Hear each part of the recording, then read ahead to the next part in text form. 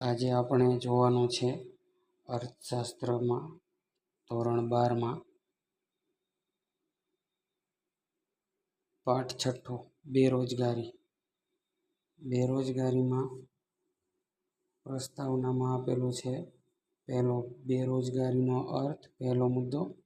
બીજો મુદ્દો છે બેરોજગારીના પ્રકારો. ત્રીજો મુદ્દો છે બેરોજગારી ઉદ્ભવવાના કારણો. પછી ચોથો મુદ્દો છે બેરોજગારી ઘટાડવાના ઉપાયો. અને પાંચમો મુદ્દો છે બેરોજગારીની સમસ્યા હલ કરવા માટે રાજ્યની યોજનાઓ. આ મુદ્દાની અંદર બીજા પેટા મુદ્દા છે, એ આપણે જોશું અલગ વિગતવાર. હવે પહેલું છે પ્રસ્તાવના આવે છે. પાઠની શરૂઆત કરીએ આપણે. ઇન્ટ્રોડક્શન. વર્તમાન સમયમાં વિશ્વના ઘણા બધા દેશો ગરીબી, બેરોજગારી, ફુગાવો અને મંદી જેવી અનેક આર્થિક અને સામાજિક સમસ્યાઓનો સામનો કરી રહ્યા છે. આ સમસ્યાઓએ વિશ્વમાં આજે ચિંતાજનક પરિસ્થિતિ ઊભી કરી છે. મતલબ આ ચિંતાજનક પરિસ્થિતિ બહુ જ મોટી છે. ગરીબી, બેરોજગારી, ફુગાવો અને મંદી. આ સમસ્યાઓમાંથી બહાર નીકળવા માટે દરેક દેશ પોતાની રીતે સતત પ્રયત્નશીલ હોવા છતાં પણ આ સમસ્યાનું પૂર્ણ નિરાકરણ થયું નથી. તે એક વાસ્તવિકતા છે. વિકસિત અને વિકાસશીલ દેશોએ આર્થિક વિકાસ કર્યો હોવા છતાં પણ પૂર્ણ રોજગારીનું સર્જન કરવામાં સફળ થયા નથી. પરિણામે બેરોજગારીની સમસ્યાએ આજે વૈશ્વિક સમસ્યાનું રૂપ ધારણ કર્યું છે. ભારતમાં પણ બેરોજગારીની સમસ્યા દીર્ઘકાલીન સમસ્યા છે. મતલબ લાંબા કાળની સમસ્યા છે બેરોજગારી. તેથી જ આયોજનમાં બેરોજગારીની સમસ્યા નિવારવાના ધ્યેયને અગ્રિમતા આપવામાં આવી છે. પરંતુ દેશમાં આર્થિક વિકાસ થયો હોવા છતાં બેરોજગારીની સમસ્યા ઘટવાને બદલે વધતી ગઈ છે. તે આપણા આયોજનની મર્યાદા છે. મતલબ કે મેનેજમેન્ટની મર્યાદા છે, એક ખામી છે. વિકાસશીલ ભારત દેશમાં એક તરફ ઊંચો વસ્તી વૃદ્ધિનો દર અને બીજી તરફ અપૂરતો આર્થિક વિકાસ થવાને કારણે બેરોજગારીની સમસ્યાએ વધુ ગંભીર સ્વરૂપ ધારણ કર્યું છે. હવે જોઈએ આપણે પહેલો મુદ્દો બેરોજગારીનો અર્થ, મતલબ કે મિનિંગ ઓફ અનએમ્પ્લોયમેન્ટ. સામાન્ય રીતે બેરોજગારી એટલે કામ કરી શકે તેવી વ્યક્તિની કામ વગરની સ્થિતિ. કામ કરી શકે હોય પણ એ કામ ન કરતો હોય એવી પરિસ્થિતિ, જેની પાસે કામ નથી એવી પરિસ્થિતિ. બીજો અર્થ છે બેરોજગાર માત્ર શ્રમિક જ હોય તેવું નથી, પણ ઉત્પાદનના અન્ય સાધનો પણ બેરોજગાર હોઈ શકે છે. પરંતુ સામાન્ય રીતે બેરોજગારીને માત્ર શ્રમના સંદર્ભમાં જ વિચારવામાં આવે છે. તેથી અહીં આપણને શ્રમિકને લક્ષ્યમાં રાખીને બેરોજગારીનો અર્થ સ્પષ્ટ કરીશું. હવે આપણે એક અર્થશાસ્ત્રી છે, એનું નામ છે પિગુ. પિગુના મતે બેરોજગારી એટલે કોઈ વ્યક્તિ માત્ર ત્યારે જ બેકાર કહેવાય છે કે જ્યારે તેની કામ કરવાની ઈચ્છા હોવા છતાં કામ મળતું નથી. ટૂંકમાં બેરોજગારી એટલે પ્રવર્તમાન વેતન દરે વ્યક્તિની કામ કરવાની ઈચ્છા, શક્તિ અને તૈયારી હોવા છતાં તેને કામ ન મળે ત્યારે તે વ્યક્તિ બેરોજગાર છે તેમ કહેવાય.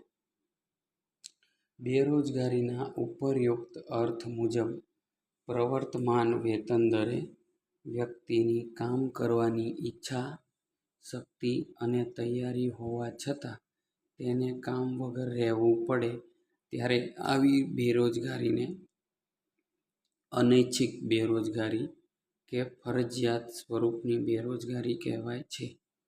તેવી જ રીતે જો વ્યક્તિની કામ કરવાની ઈચ્છા અને શક્તિ ન હોય અને પરિણામે તે પ્રવર્તમાન વેતન દરે કામ વગર બેસી રહે તેવી વ્યક્તિને બેરોજગાર કહેવાય નહીં. મતલબ કે આળસુ અથવા તો કમજોર વ્યક્તિ હોય અને તે ચાલુ વેતન દરે કામ વગર બેસી રહે તો તે બેરોજગાર ના કહેવાય.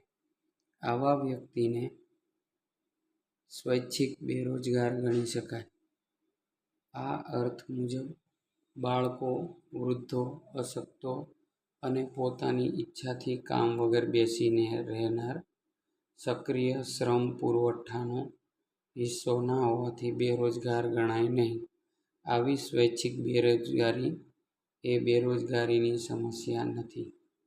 બેરોજગારીનો ખ્યાલ સક્રિય શ્રમના પુરવઠાના સંદર્ભમાં જ સમજાવવામાં આવે છે. સક્રિય શ્રમના પુરવઠામાં સામાન્ય રીતે 15 થી 64 વર્ષની વય જૂથમાં હોય તેવી વ્યક્તિઓનો સમાવેશ કરવામાં આવે છે. બેરોજગારીના અર્થની સ્પષ્ટતા પરથી કહી શકાય કે અનૈચ્છિક બેરોજગારી કે ફરજિયાત સ્વરૂપની બેરોજગારી જ દેશ માટે સમસ્યારૂપ ગણવામાં આવે છે.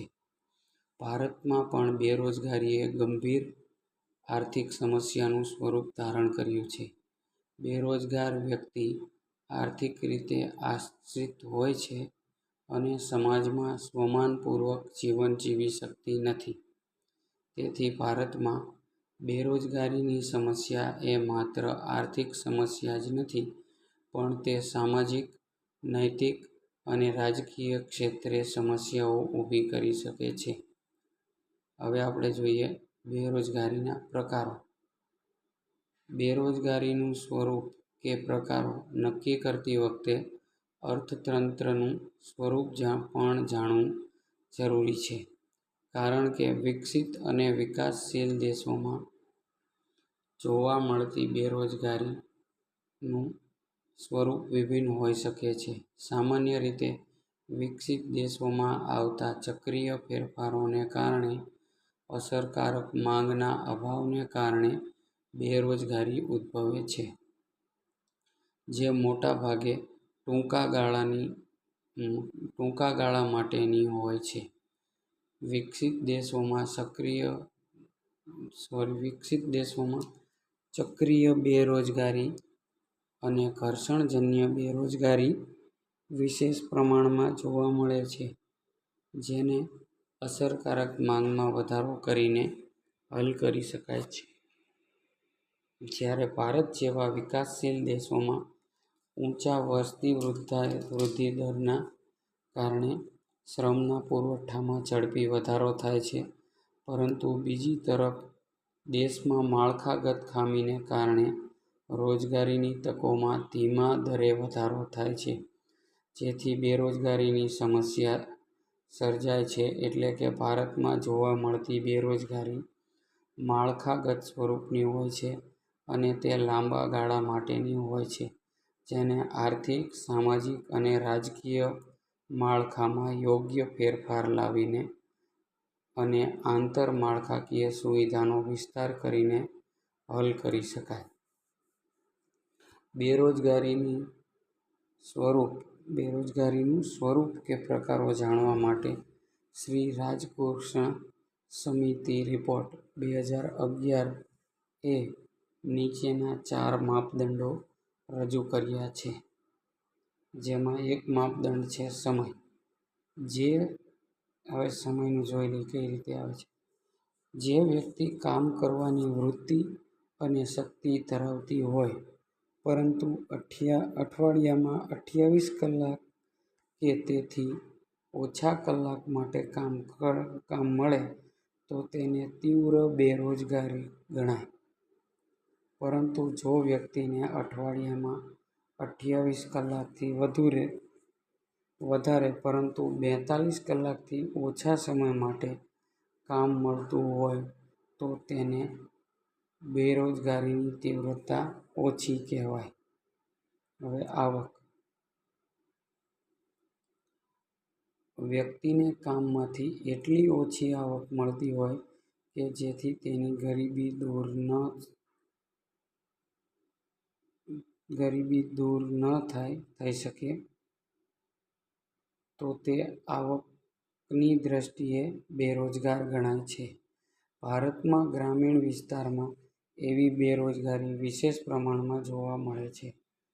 દાખલા તરીકે, કોઈ એક વ્યક્તિને પોતાના પરિવારનું ભરણપોષણ કરવા માટે એક મહિનામાં ₹30,000ની આવશ્યકતા હોય, પણ તે વ્યક્તિ વર્તમાન કામમાંથી ₹15,000 કે તેથી ઓછી જ આવક મેળવી શકતી હોય. હવે આવે છે સંમતિ. વ્યક્તિ જે કામ કરવા માટેની લાયકાત ધરાવતો હોય, આ પ્રકારના કામથી તેને ઓછી આવક પ્રાપ્ત થતી હોવાથી તે બેરોજગાર કહેવાય છે. દાખલા તરીકે, CAની ડિગ્રી મેળવેલ વ્યક્તિએ ક્લાર્ક તરીકે કામ કરવું પડે.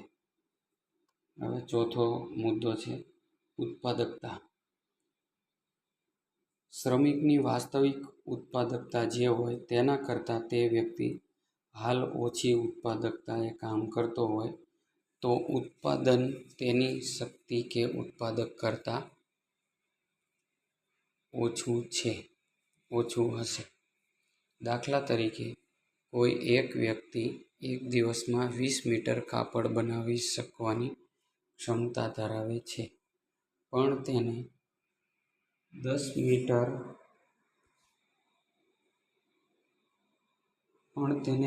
મીટર જ કાપડ બનાવી શકે તેટલું જ કામ મળતું હોય. ઉપર્યુક્ત માપદંડ પ્રમાણે બેરોજગારીના પ્રકારો આ પ્રમાણે પાડી શકાય.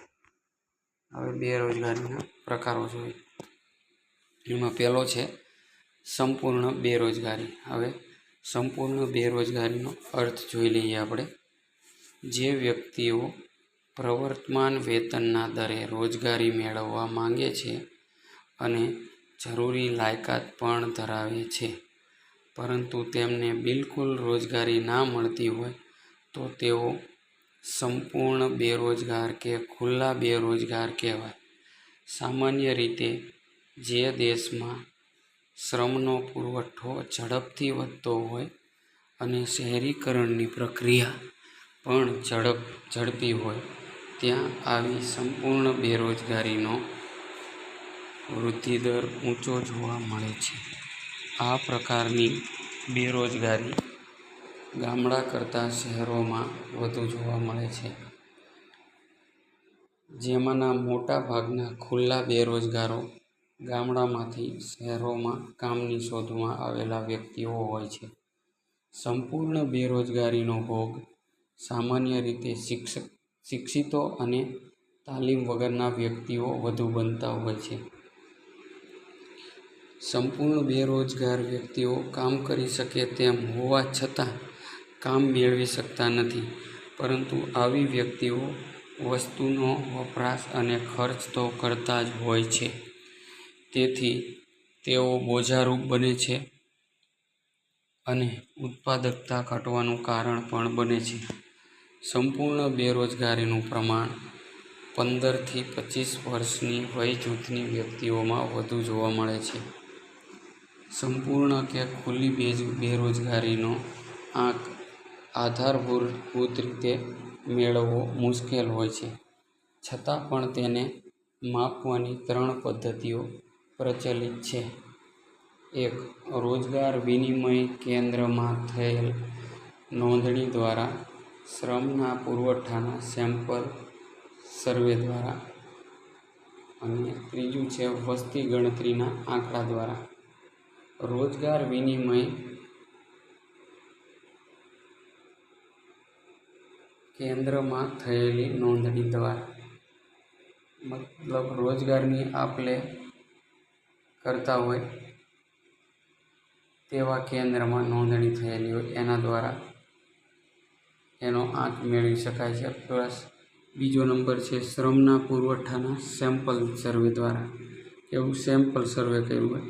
અને ત્રીજું વસ્તી ગણતરીના આંકડા દ્વારા.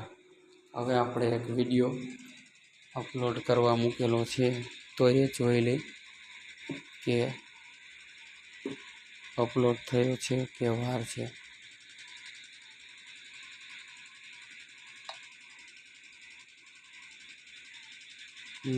વાર છે હજી પણ.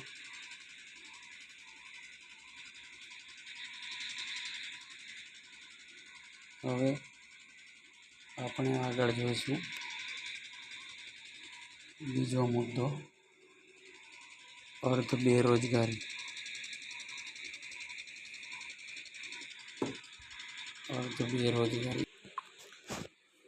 અર્ધ બેરોજગારીનો અર્થ શ્રમિકો તેની શક્તિનો પૂરો ઉપયોગ કરી શકતા ન હોય, એટલે કે ઓછા સમય માટે કે લાયકાત કરતાં ઓછી લાયકાતવાળું કાર્ય સ્વીકારવું પડે, તેને અર્ધ બેરોજગાર કહેવાય. શ્રમિક દિવસના જેટલા કલાક અથવા વર્ષના જેટલા દિવસ કામ કરવાની વૃત્તિ અને શક્તિ ધરાવતો હોય, તેના કરતાં ઓછા કલાક કે દિવસનું કામ મળે તો તે અર્ધ બેરોજગાર કહેવાય. હવે એનું ઉદાહરણ જોઈ લઈએ કે એક કારખાનામાં કે ખેતરમાં શ્રમિકને 8 કલાકને બદલે માત્ર 5 કલાક કામ મળતું હોય તો તે અર્ધ બેરોજગાર કહેવાય. આ અર્થ મુજબ ભારતમાં ગ્રામ્ય વિસ્તારમાં ખેતી ક્ષેત્રે જોવા મળતી મોસમી બેરોજગારી પણ અર્ધ બેરોજગારીનો જ એક પ્રકાર છે, કારણ કે ખેતી ક્ષેત્રે રોકાયેલ શ્રમિકને વાવણી અને લણણી મતલબ કાપણી, વાવણી અને લણણીની મોસમમાં જ કામ મળે છે, પણ બાકીના સમયમાં કામ વગર બેસી રહેવું પડે છે. ભારતની ખેતી મોટા ભાગે વરસાદ આધારિત છે અને સિંચાઈની સગવડ મર્યાદિત હોવાથી ખેતી ક્ષેત્ર આવી મોસમી સ્વરૂપની બેરોજગારી વિશેષ જોવા મળે છે. તેવી જ રીતે કેટલીક શિક્ષિત વ્યક્તિઓને તેમની લાયકાત કે ડિગ્રી પ્રમાણે કામ ના મળતા ઉતરતી કક્ષાનું કામ સ્વીકારવું પડે છે, તેને પણ અર્ધ બેરોજગારી કહેવાય. દાખલા તરીકે કમ્પ્યુટર એન્જિનિયરિંગની ડિગ્રી ધરાવનાર વ્યક્તિને ગેરેજમાં નોકરી કરવી પડે, એટલે એ છે અર્ધ બેરોજગાર. હવે છે પ્રચ્છન્ન બેરોજગારી. હવે પ્રચ્છન્ન શબ્દનો અર્થ પણ આપણે જોઈશું આમાં. પ્રચ્છન્ન એટલે જે હોય પણ દેખાય નહીં. પ્રચ્છન્ન બેરોજગારી એટલે છુપી બેરોજગારી. આ પ્રકારની પ્રચ્છન્ન બેરોજગારી ભારત જેવા વિકસિત દેશમાં સવિશેષ જોવા મળે છે. હવે પ્રચ્છન્ન બેરોજગારીનો અર્થ વિસ્તારથી જોઈએ. કોઈ એક વ્યવસાયમાં પ્રવર્તમાન ટેકનોલોજીના સંદર્ભમાં જરૂરી હોય તેના કરતાં વધુ શ્રમિકો રોકાયેલા હોય.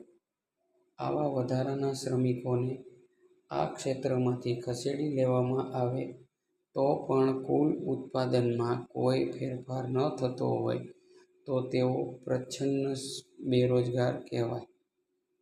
એટલે કે જો ઉત્પાદનના સાધનો અને ઉત્પાદનની ટેકનિક આપેલી હોય અને અતિ વસ્તી ધરાવતા વિકસતા દેશોના ખેતી ક્ષેત્રમાં વિશેષ પ્રમાણમાં શ્રમની સીમાંત ઉત્પાદકતા શૂન્ય હોય તો તેવા દેશોમાં પ્રચ્છન્ન બેરોજગારી પ્રવર્તે છે, તેમ કહી શકાય.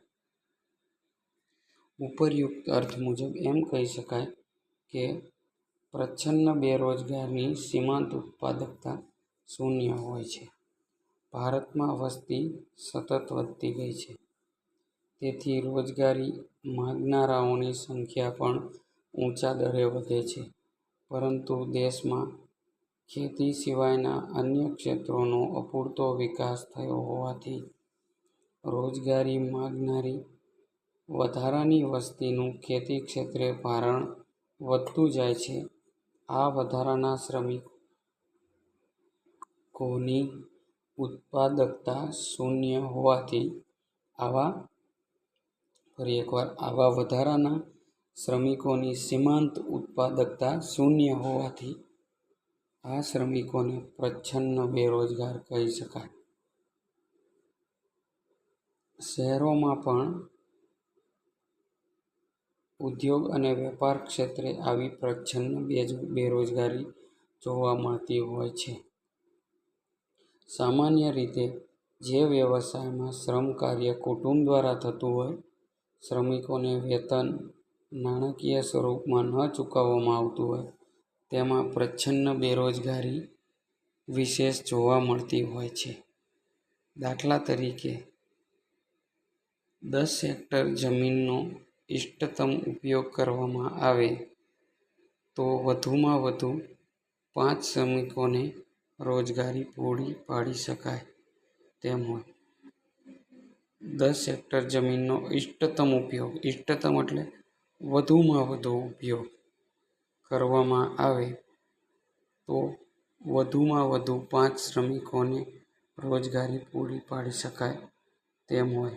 પરંતુ અન્ય સ્થળે કામ મળે તેમ ન હોવાથી કુટુંબના બીજા 3 સભ્યો પણ આ જ ખેતરમાં કામ કરવામાં જોડાય, પણ તેમના જોડાવવાથી આ ખેતરના કુલ ઉત્પાદનમાં કોઈ જ વધારો થતો ન હોય તો આ વધારાના શ્રમિકો પ્રચ્છન્ન બેરોજગાર છે તેમ કહેવાય. મતલબ બેરોજગાર હોય પણ દેખાય નહીં, એટલે આવા બેરોજગારને પ્રચ્છન્ન બેરોજગાર કહેવાય.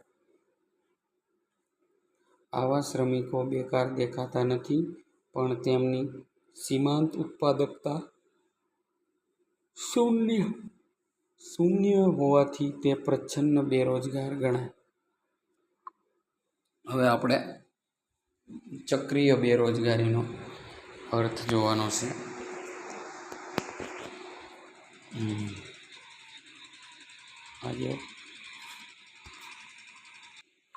હવે આપણે આગળ જોઈશું ચક્રીય મૂડીવાદી સ્વરૂપની અર્થવ્યવસ્થામાં મૂડી રોકાણ કરનાર અને બચત કરનાર બંને જુદી જુદી વ્યક્તિઓ હોવાથી મૂડી રોકાણ અને બચત કરનાર વચ્ચે અવારનવાર અસમતુલા સર્જાય છે. પરિણામે ક્યારેક આખા અર્થતંત્રમાં તેજીનું તો ક્યારેક મંદીનું મોજું ફરી વળે છે. તેજીની સ્થિતિમાં અર્થતંત્રમાં મૂડી રોકાણ, ઉત્પાદન, આવક, રોજગારી વગેરે વધવાનું વલણ હોય છે. જ્યારે સમગ્ર અર્થતંત્રમાં મંદીનું વાતાવરણ સર્જાય ત્યારે ચીજવસ્તુઓ અને સેવાની માંગમાં ઘટાડો થાય છે.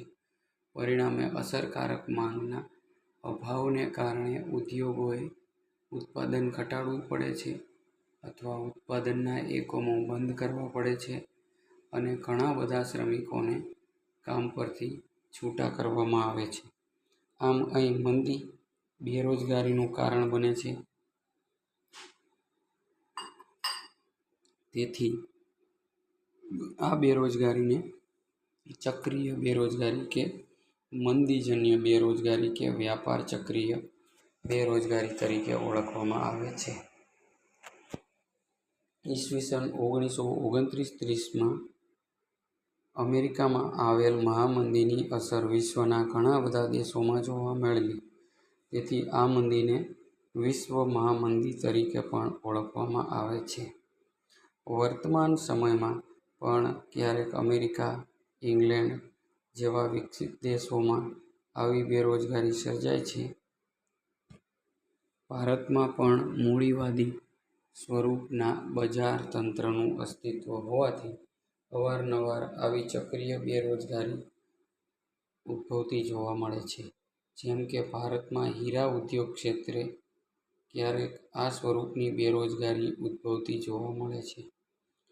ચક્રીય બેરોજગારીની સમસ્યા હલ કરવા માટે રાજ્યે ઉત્પાદકીય કે વિકાસલક્ષી ઉત્પાદકીય કે વિકાસલક્ષી કાર્યોમાં મૂડીરોકાણમાં વધારો કરીને વધુને વધુ લોકોને રોજગારી પૂરી પાડીને તેમની આવકમાં વધારો થાય તેવા પ્રયાસ કરવા જોઈએ, જેથી લોકોની આવક વધતા અસરકારક માંગમાં વધારો થશે અને ઉત્પાદન વધશે.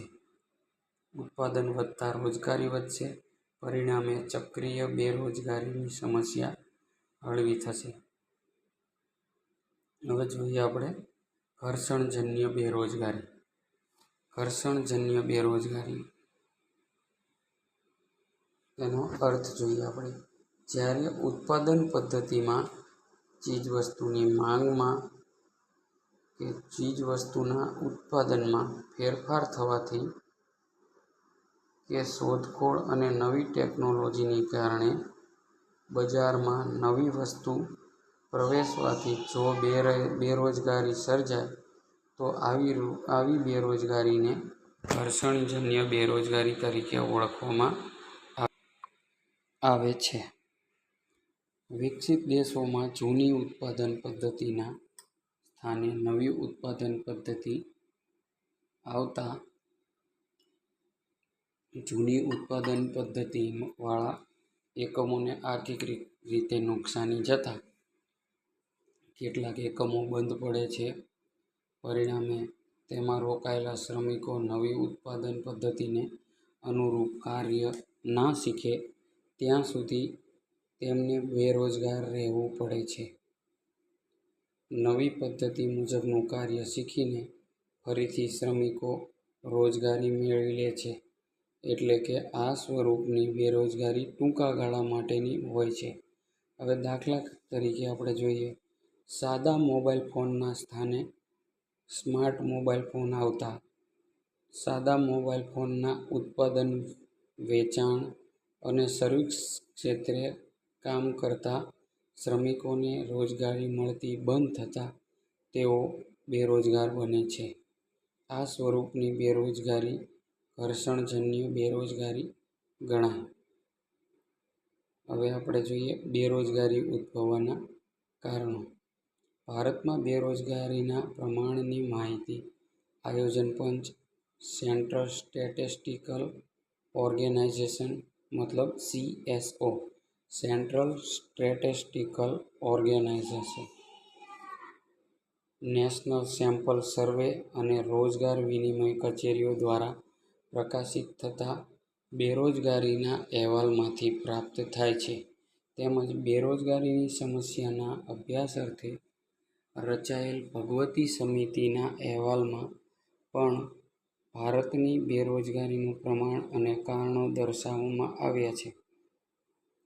ભારતમાં આર્થિક વિકાસના દરને ઊંચો લઈ જવા માટે અને બેરોજગારીની સમસ્યાના ઉકેલ માટે ઈસવીસન 1951થી આયોજનબદ્ધ પગલાં ભરવામાં આવ્યા હોવા છતાં બેરોજગારીની સમસ્યા વધારે ને વધારે તીવ્ર બનતી ગઈ છે. યોજનાના અંતે બેરોજગારીના પ્રમાણની નીચે આપેલ માહિતી પરથી સ્પષ્ટ થાય છે.